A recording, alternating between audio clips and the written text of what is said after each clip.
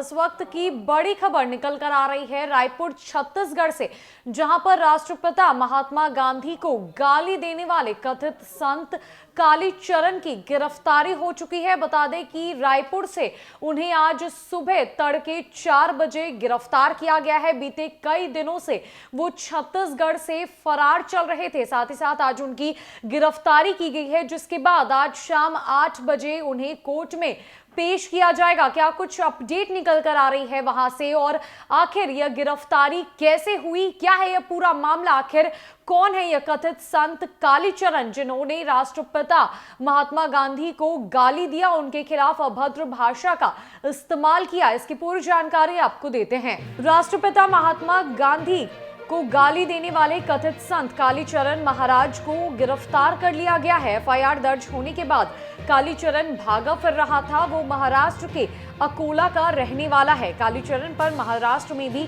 FIR दर्ज हुआ था। रायपुर पुलिस की कई टीमें उसकी गिरफ्तारी के लिए छापेमारी कर रही थी। पुलिस की टीम ने उसे खजुराहो से गिरफ्तार किया है। रायपुर पुलिस कालीचरण को अब रायपुर लाने की तैयारी कर रही है।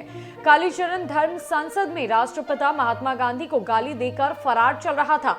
इसके बाद उसने वीडियो भी जारी कर आग उगला था। इसके बाद रायपुर पुलिस की कई टीमें उसकी गिरफ्तारी के लिए छापेमारी कर रही थी। महाराष्ट्र के अकोला स्थित ठिकानों पर भी छापेमारी हुई थी, मगर वो नहीं मिला था। पुलिस की टीम ने एमपी और महाराष्ट्र के उसके ठिकानों पर छापेमारी की थी। अब खजुराहो से उसे गिरफ्तार कर लिया गया है। पुलिस की टीम ने खजुराहो से उसे सुबह 4 बजे गिरफ्तार किया है। सीएम भूपेश बघेल ने भी कहा कि गांधी जी को अपमान करने वाले लोगों को छोड़ा नहीं जाएगा। इसके बाद से ही पुलिस की टीम लगातार छापेमारी कर रही थी। कालीचरण महाराज ने रायपुर में आयोजित धर्म संसद के दौरान राष्ट्रपिता के बारे में आपत्तिजनक बातें कही थी। इसके बाद वो रायपुर से फरार हो गया था। प्रमोद दुबे की शिकायत पर रायपुर पुलिस ने उसके खिलाफ केस दर्ज किया था। केस दर्ज होने के अगले दिन कालीचरण महाराज ने एक नया वीडियो जारी किया था। वीडियो में कहा था कि मैं एफआईआर से डरने वाला नहीं हूं, फांसी पर भी चढ़ा दिया जाएगा तो मैं अपनी बात पर अड़ा रहूंगा। कालीचरण महाराज ने कहा था कि मैं गांधी से नफरत करता हूं।